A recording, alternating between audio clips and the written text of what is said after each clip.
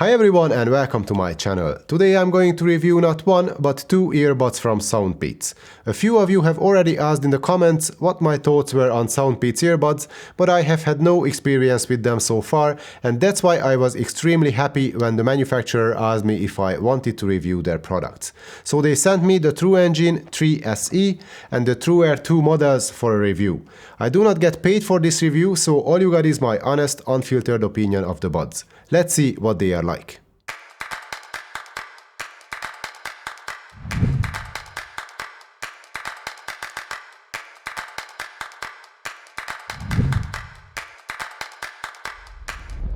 We have two completely different earbuds as far as their design goes. The Trueair 2 has a stem and it comes without silicone ear tips, so it's basically like the original AirPods. The Truengine 3 SE is a more traditional in-ear bud design with silicone ear tips. And you not only get 3 pairs of those tips, but you also get an extra pair of memory foam tips, which can make wearing the buds even more comfortable. The lack of ear tips makes the fit of the Trueair 2 a bit more loose than I like, and you won't get as good of a seal either. Well, you won't get much of an isolation whatsoever, but I'm not saying they are not comfortable, because they are, thanks to the fact that they only weigh around 4 grams each, but the fit is rather loose, so I wouldn't use them for any indoor or outdoor activities other than an easy walk maybe. Sure, they have an IPX4 rating, so they are supposed to be okay with the occasional sweat or light rain, but only use them for exercise at your own risk. The Truengine 3 SE weighs around 6 grams each, however it is more than capable of accompanying you in your workouts, thanks to its IPX5 rating, the snug fit and the very dynamic bass, but more about the sound quality in a minute. Both earbuds are solidly built and made of plastic, but while the Truengine's got this soft rubber coating which helps with the grip a lot, the Trueair is rather glossy and slippery. I would say the Trueair looks more businessy and serious, and the Truengine 3 SE is more stylish and fun, but one thing is for sure, they both look good for what they are. And the same applies to their cases. There is a massive size difference between the two cases, the Trueair 2 being much smaller and lighter, but I found the rubber coating and the general build quality of the Truengine 3 SE a bit better. If you are someone who carries their buds around in their pocket, however, you are probably better off with the Trueair 2. Both cases use USB-C for charging, and you will find a USB-C cable as well in each box. The bigger case of the Truengine 3 SE buds can give you 30 hours of total battery life, while the Trueair 2 will last about 25 hours.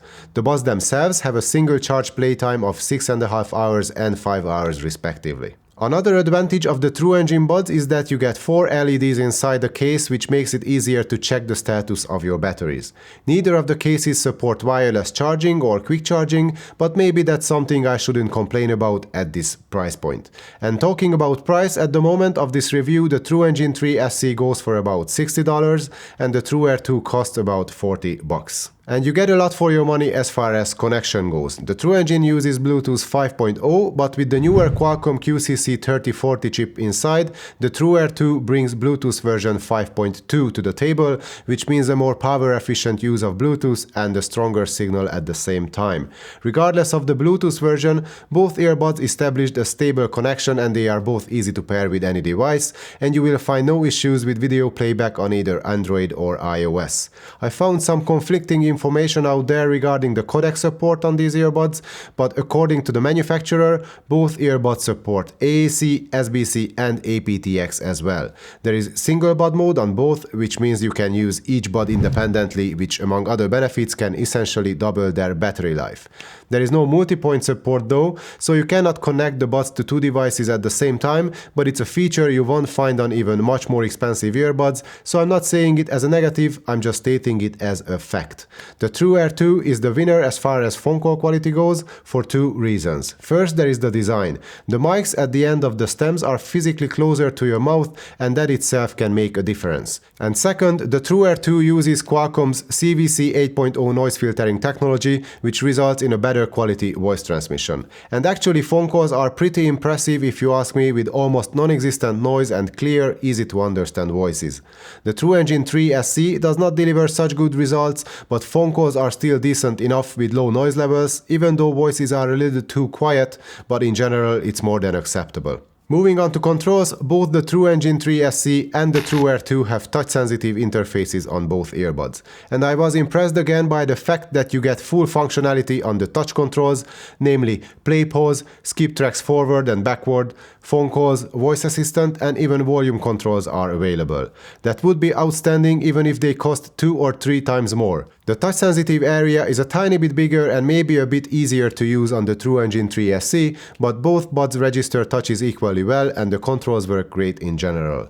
However, it takes a minute or two to learn what each of the different tapping actions do, but again, I was genuinely surprised by the quality and the full functionality of the touch controls on such affordable earbuds. Unfortunately, you won't find proximity sensors on either of the buds, so there is no autoplay pause nor you have app support, but that's kind of the standard in this price range. And now let's see how these earbuds sound. Each of them have something unique about their speaker design, and yet they are completely different in that regard. The Trueair 2 uses single 14.2mm drivers, which is considered huge for such a tiny earbud. The Truengine 3 SE mixes things up a little by using dual dynamic drivers in each bud, and you can actually see them as Soundpeats use this fully clear and transparent plastic cover to make the drivers visually exposed, which I believe was a cool and unique design decision. But how does all that translate into sound quality? The Trueair 2 delivers an impressive bass even without any ear tips to seal your ears properly. It's dynamic and snappy with loads of energy. Mid-range is detailed, but it's a bit pushed back in the mix by the very powerful and sparkly highs.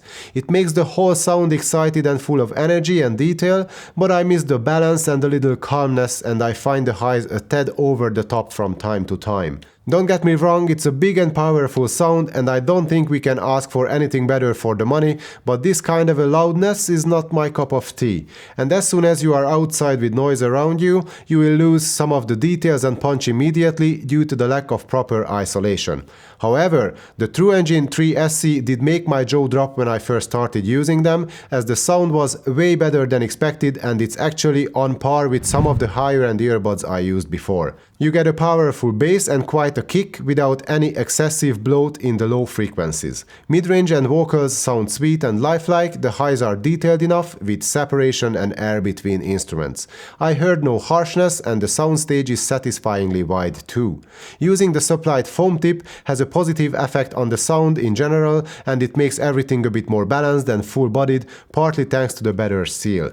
I could not find any major fault with the sound of the Truengine 3 SE, and that itself is a great achievement in this price range. So as you can see, the design of each earbud reflects in their sound. The Trueair 2 has a big sound thanks to its large single driver, and the Truengine 3 SE has a more mature and balanced sound with better separation and an overall more pleasant presentation thanks to the more sophisticated dual driver setup. To wrap it up, I can easily say that both Soundpeats earbuds have a lot to offer for the money. The Trueair 2 is a small, lightweight and comfortable pair of earbuds in an easily portable case. It wins in terms of connection, phone call quality and general portability. But the Truengine 3 SE wins hands down in terms of sound quality, battery life, and I believe it's a more versatile option thanks to its more secure fit and better passive noise isolation. I would use it on the go and for exercise as well, while the Trueair 2 is best used at home or in an office maybe, and if you make loads of phone calls during the day. But there is one thing in common, and that's the fact that they both over-deliver and they both offer a great value for the money. So thanks for all the questions regarding Soundpeats buds, because I believe I just found the brand in the affordable earbuds arena that is worthy of my attention. So that's it. I hope you like this dual review of the Soundpeats Truengine 3 SE and the Soundpeats Trueair 2 True Wireless Earbuds. If you did indeed like it, then please give it a thumbs up and subscribe to the channel. We just hit 3,000 subscribers recently, so thank you for your continuing support. Our channel is growing steadily, and I hope to be able to keep delivering good information to you in the future too. Thank you for watching this or any of my videos, and as always, I hope to see you next time as well.